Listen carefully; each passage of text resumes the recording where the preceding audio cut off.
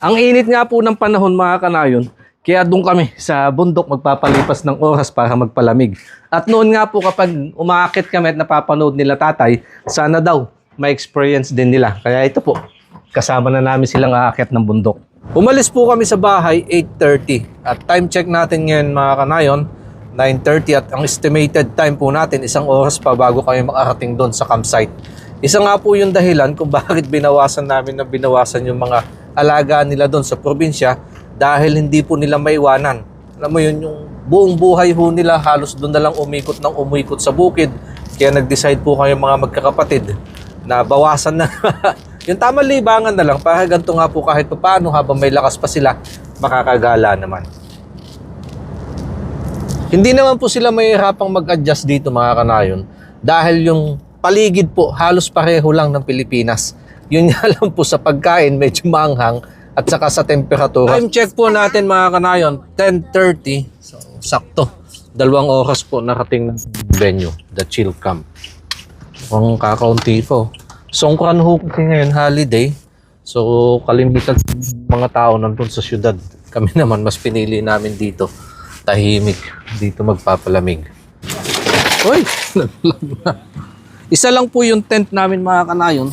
Kaya nagrenta na lang kami ng isa pa para naman po kina lolo at lola. Dito kami magse-set up. Ayun o. Ang lamig po ng paligid. Dito sa magtambay. Back to camping ulit.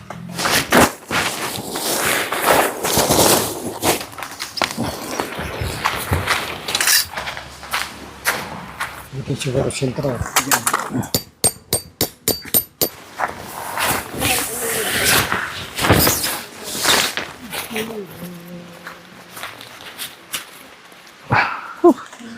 Kapagod din mag-set up.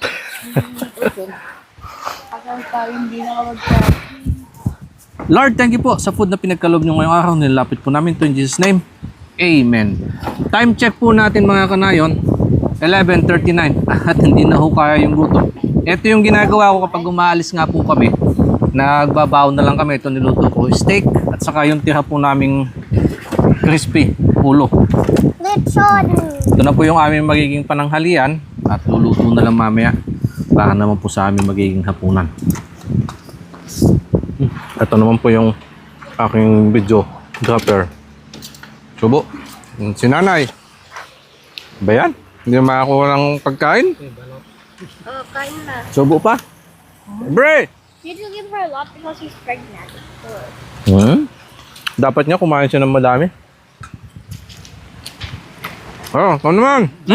Marunod ka. Mantika. Yeah, daw mantika is hot. Dito sa baboy.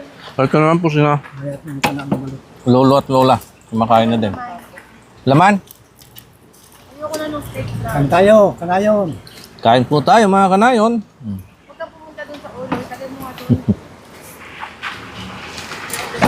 Gusto mo daw ng laman? Oh, ito.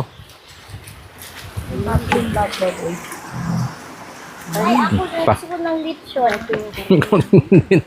Hindi na ako nakakain. Pwede naman kasi kayo magplato, pasubo po ng pasubo. Para pag nabusog po, diretso, swimming dyan mamaya.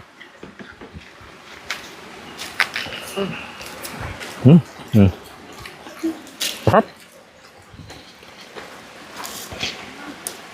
Hindi pa ho tapos yung setup namin. Naglalagay pa kami ng canopy. Yung pinakabubong. Yung alam po talaga. Hindi na kinaya ang gutom. Subo.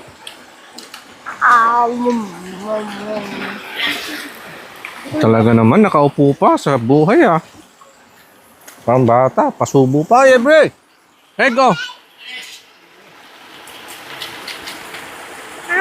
Ito, may egg na yan oh. Ipahaba ko naman na po yung camera mga kanay. Hindi ako makapag-concentrate. Pasubo ng pasubo itong mga kasama ko. Abangan nyo po yung mga susunod kong upload mga kanayon. Yung aming magiging almusal. At 3 araw po kami dito mananatili. Maraming salamat po. Kita-kits tayo sa mga susunod kong upload. Daan muna kayo mga kanayon. Kain po tayo. More! Ha? More. Ano ba yan? Magpapaka. Subo. Subo.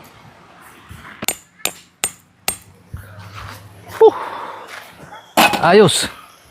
May silong na. Palamig naman po tayo mga kanayon. Sobo namin